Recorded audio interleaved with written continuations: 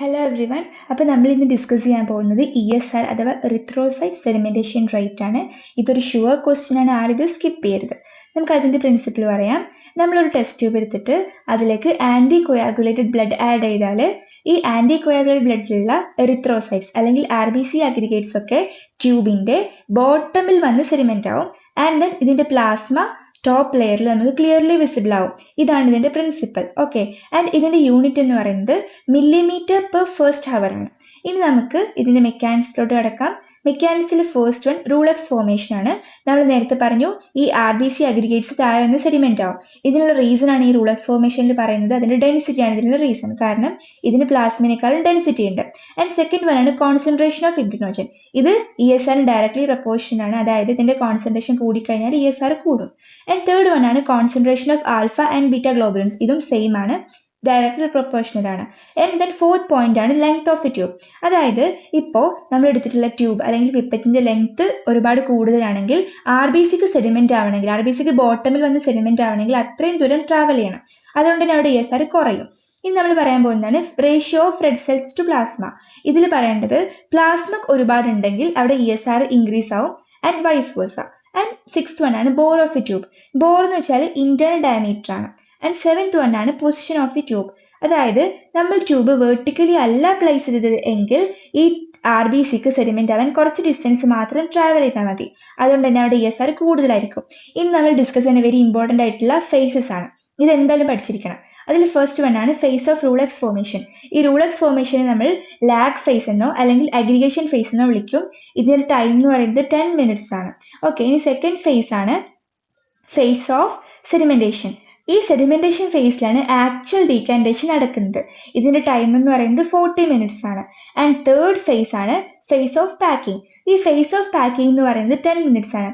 അപ്പോൾ നമ്മൾ total time നോക്കുമ്പോൾ 10 plus 40 plus 10 plus equal to 60 minutes നമുക്ക് കിട്ടും. അതായത് നമുക്ക് മനസ്സിലായി ESRന്റെ സ്റ്റാൻഡേർഡ് ടൈം 1 ഹവർ ആണ്. ഇനി നമ്മൾ ഇതിന്റെ മെത്തേഡ്സിലേക്ക് കടക്കാണ്. ഫസ്റ്റ് മെത്തേഡ് ആണ് Westergren's method, second Wintrobe's method, third micro ESR method, fourth automated method and fifth one zeta sedimentation method. നമുക്ക് ആദ്യം തന്നെ ക്വിക്ലി വെസ്റ്റഗ്രൻസ് മെത്തേഡിലേക്ക് കടക്കാം.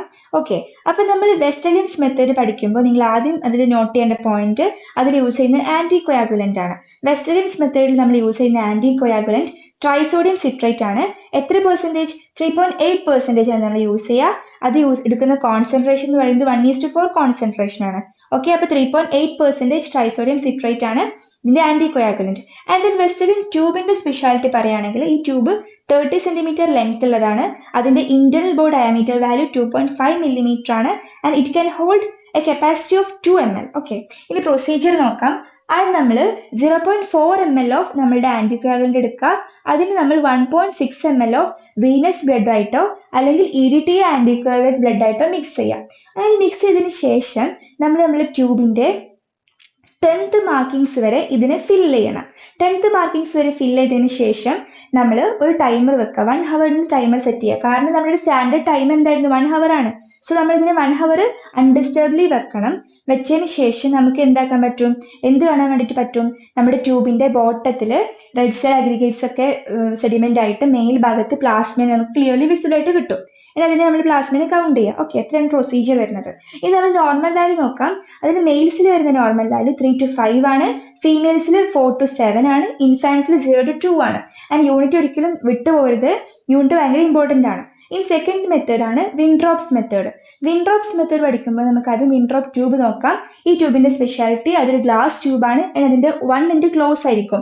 നേരത്തെ പറഞ്ഞ വെസ്റ്റഗ്രൻ ട്യൂബ് ഇല്ലേ, അതിന് 2 sides ഓപ്പൺ ആണ്. പക്ഷെ വിൻട്രോപ്പ് ട്യൂബിന്റെ 1 end എന്താണ്? ക്ലോസ് ആണ്. പിന്നെ ഇതിന്റെ ലെങ്ത് നോക്കണം, ഇന്റേണൽ ബോർ ഡയമീറ്റർ നോക്കണം, പിന്നെ അതിന്റെ ഗ്രാജുവേഷൻസ് നോക്കാം. അതിന്റെ കപ്പാസിറ്റി എന്ന് പറയുന്നത് 1 ml ആണ്. ഇനി നമ്മൾ ഈ വിൻട്രോപ്സ് മെത്തേഡിൽ യൂസ് ചെയ്യുന്ന ആന്റി കൊയാഗുലന്റ് എന്ന് പറയുന്നത് EDTA സോൾഡ് ക്രിസ്റ്റൽസ് ആണ്. അല്ലെങ്കിൽ നമുക്ക് എന്തെടുക്കാം? ഡബിൾ ഓക്സൈഡ് എടുക്കാം. അതായത് അമോണിയം ഓക്സലേറ്റോ അല്ലെങ്കിൽ അമോണിയം ഓക്സലേറ്റും അതിന്റെ കൂടെ സോഡിയത്തിന്റെയോ അല്ലെങ്കിൽ പൊട്ടാസ്യത്തിന്റെയോ കോമ്പിനേഷനിൽ വരുന്ന ഓക്സലേറ്റ് നമുക്ക് യൂസ് ചെയ്യാം. Ammonium oxide and sodium or potassium oxalate നമുക്ക് യൂസ് ചെയ്യാം. ഇനി നമുക്ക് ഈ വിൻട്രോപ്സ് മെത്തേഡിന്റെ നോർമൽ വാല്യൂ നോക്കാം. മെയിൽസിന് 0 to 7 മില്ലിമീറ്റർ ആണ്, ഫീമെയിൽസിന് 0 to 15 millimeter ആണ്, ഇൻഫാൻസിന് 0 to 5 millimeter ആണ്. ഓക്കെ, ആൻഡ് ക്വിക്ലി തേർഡ് മെത്തേഡിലേക്ക് കടക്കാം, മൈക്രോ ESR മെത്തേഡ്. ഈ മൈക്രോ ESR മെത്തേഡ് നമ്മൾ യൂസ് ചെയ്യുക പീഡിയാട്രിക് പേഷ്യൻസ് അഥവാ കുട്ടികളിലാണ്, അല്ലെങ്കിൽ വീനി പങ്ക്ചർ പോസിബിലിറ്റി അഡൽട്സിൽ നമുക്കിത് ചെയ്യാൻ പറ്റും. ആൻഡ് ഇതിൽ യൂസ് ചെയ്യുന്ന ട്യൂബിന്റെ സ്പെഷ്യാലിറ്റീസ് ഒക്കെ ഇവിടെ എഴുതിയിട്ടുണ്ട്, നിങ്ങൾ വായിച്ചു നോക്കണം. അതിന്റെ ഇന്നർ ഡയമീറ്റർ 1 millimeter ആണ്, ലെങ്ത് എന്ന് പറയുന്നത് 160 millimeter ആണ്. ഇനി ഫോർത്ത് മെത്തേഡ് ആണ് ഓട്ടോമേറ്റഡ് മെത്തേഡ്. ഓട്ടോമേറ്റഡ് മെത്തേഡ് നമ്മൾ കറന്റ് യൂസ് ചെയ്യുക. അതിൽ യൂസ് ചെയ്യുന്ന ഇൻസ്ട്രുമെന്റ്സിന്റെ പേര് മാത്രം നിങ്ങൾ നോക്കി വെച്ചാൽ മതി. ഒന്ന് സെഡിനേറ്റ്, രണ്ട് Vesmatic, and third one ESR stat plus. Okay, ഇനി നമുക്ക് അടുത്ത മെത്തേഡിലേക്ക് കടക്കാം. ഫൈനൽ മെത്തേഡ് ആണ് സീറ്റ സെഡിമെന്റേഷൻ മെത്തേഡ്. ഇതിൽ യൂസ് ചെയ്യുന്ന ഇൻസ്ട്രുമെന്റ് എന്ന് പറയുന്നത് സീറ്റ ഫ്യൂഗ് ആണ്. നിങ്ങൾ ഇത് മാത്രം നോക്കിയാൽ മതി. ആൻഡ് വെരി ഇമ്പോർട്ടന്റ് ആയിട്ടുള്ള ടോപ്പിക് ആണ് ESR decreasing factors and increasing factors. നമുക്ക് ഫസ്റ്റ് ഡിക്രീസിങ് ഫാക്ടേഴ്സ് നോക്കാം.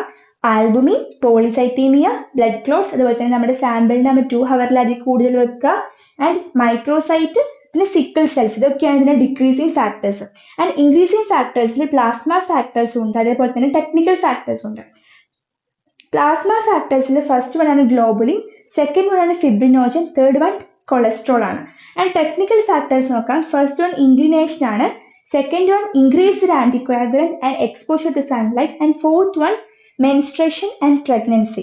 ഓക്കെ, ആൻഡ് നമുക്ക് ഫൈനലി ഈ ESRന്റെ ക്ലിനിക്കൽ സിഗ്നിഫിക്കൻസ് കൂടി നോക്കിയാൽ നമ്മുടെ ടോപ്പിക് ഇവിടെ എൻഡ് ആവാണ്. അത് സിഗ്നിഫിക്കൻസ് ഇവിടെ എഴുതിയിട്ടുണ്ടോ എന്ന് റുമറ്റോയ്ഡ് ആർത്രൈറ്റിസ്, പിന്നെ ക്രോണിക് ഇൻഫെക്ഷൻ, പിന്നെ മൾട്ടിപ്പിൾ മൈലോമ. അപ്പോൾ ഇത്രയാണ് ESR. നിങ്ങൾ എക്സാമിന് ഇത്ര എഴുതിയാൽ മതി, നിങ്ങൾക്ക് ഫുൾ മാർക്ക് സ്കോർ ചെയ്യാൻ പറ്റും. So thanks.